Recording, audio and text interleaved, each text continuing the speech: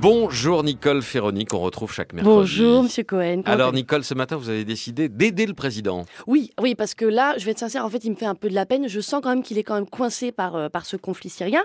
Parce que qu'est-ce qui s'est passé? Bon, vous l'avez expliqué, Obama il dit il faut attaquer la Syrie. Derrière Hollande, c'est vrai qu'il est plutôt bon camarade. Il dit oui d'accord. Du coup Obama dit ah bah si tu veux y aller, vas-y toi d'abord parce que moi j'ai piscine avec les mecs du Congrès.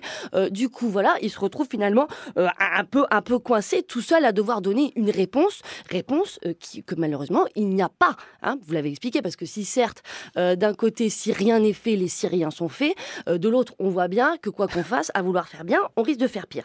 Alors du coup, moi, je me suis dit, comment faire pour que Hollande puisse médiatiquement maintenir une position très forte concernant la Syrie, hein, c'est-à-dire continuer à dire qu'il condamne la Syrie, attaquer la Syrie, tout en occultant totalement le problème. Et c'est là, en fait, j'ai eu une idée vraiment lumineuse, alors, en plus, pas très compliquée.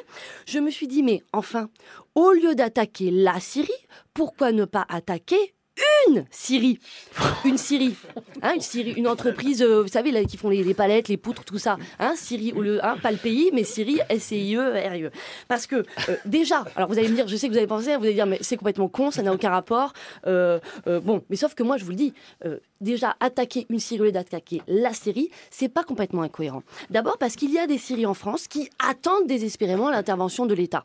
Hein, je prends par exemple la Syrie de Crèvecoeur-le-Grand, en Picardie, hein, qui est dans une situation économique, je suis désolée, très difficile.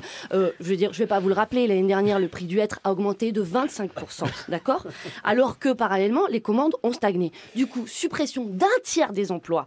Donc, en fait, ils ont eu, un espèce de plan social très très douloureux. Alors vous allez me dire, oui, est-ce qu'un plan social, ça justifie l'intervention de l'armée? Est-ce que ça justifie qu'on envahisse toute la Picardie de blindés? Non, je suis d'accord, effectivement, peut-être pas. Sauf que, est-ce que cela mérite aussi qu'on ne fasse rien? Surtout quand c'est aussi peu dangereux. Non seulement pour les soldats, hein, parce qu'à mon avis, il y a fort à parier qu'une trentaine d'ouvriers picards, ça soit quand même moins dangereux que 500 000 soldats. Et encore, c'est vrai que des fois, les picards, il faut quand même se méfier. Et puis, en plus, je dis pas ça que pour les soldats, je dis ça aussi pour les civils, parce que là, ce qui fait peur à la France, bien sûr, ce sont les menaces d'El Al-Assad.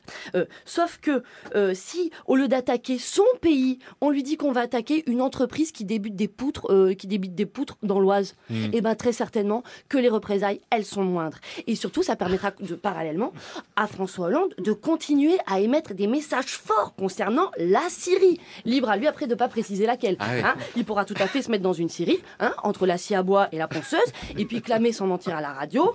Oui, vous voyez, même sans Obama, je n'ai pas peur de venir au cœur de la Syrie. Je ne pouvais pas laisser la Syrie à l'agonie. Il fallait faire quelque chose pour la Syrie. Et puis peut-être qu'en s'occupant un peu des scieurs, est-ce qu'on ne va pas s'occuper indirectement des Syriens?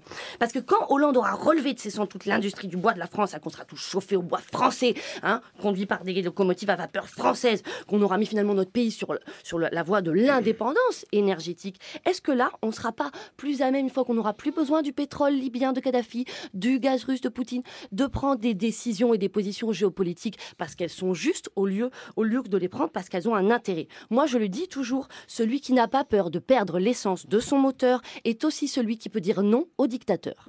On va méditer cela d'ici votre retour mercredi prochain. Merci Nicole Ferroni.